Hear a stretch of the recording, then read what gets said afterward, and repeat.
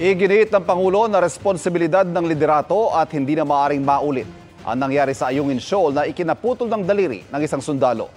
Inilabas naman ng AFP ang video ng mabilis na takbo ng bangka ng China hanggang sa sumalpok sa bangka ng Pilipinas. Nakatutok si Joseph Moro. Sa kuwang ito ng pagharang ng China Coast Guard sa resupply mission noong June 17, makikita kung paanong mabilis na hinabol ng inflatable boat ng China Coast Guard ang isang bangka ng Philippine Navy hanggang sa sumalpok ito. Sa lakas ng pagbangga, halos mahulog ang dalawang sakay ng bangka ng Pilipinas. Ang ginawa ng China tinawag na professional at may pagtitimpi ng kanilang foreign ministry. Kahit pa sa parehong punto na putulan ng daliri, si Seaman First Class Underwater Operator Jeffrey Facundo. Dahil sa sakripisyon niya ni Facundo, ginawaran siya ni Pangulong Bongbong Marcos ng Order of Lapu-Lapu na may ranggong kampilan. Ginawaran naman ng Order of Lapu-Lapu na may ranggong kamagi ang 79 na iba pang Philippine Navy at Marines na kasama sa operasyon.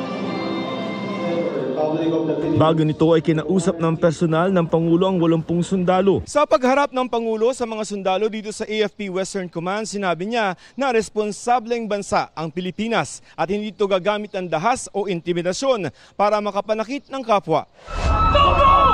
Kabilang sa hinarap nila ang panunutok ng mga palakol at matatalas na bagay, pagnanakaw, pang-tear gas at paggamit ng malalakas na strobe lights.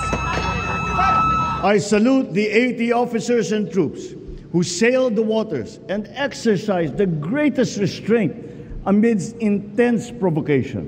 On June the 17th, we made a conscious and deliberate choice to remain in the path of peace. Hindi raw gusto ng Pilipinas ng gera pero hindi raw ito katumbas ng kahinaan. Kailanman ay hindi tayo magpapasupil at magpapaapi kahit na kanino man.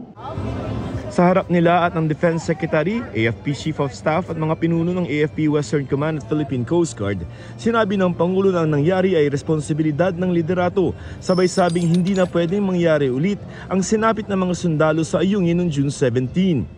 Sa gitna niya, nagpahayag ng suporta sa gobyerno ang Asosasyon ng mga Retiradong Opisyal ng AFP, kasabay ng papuri sa mga sundalong Pilipino.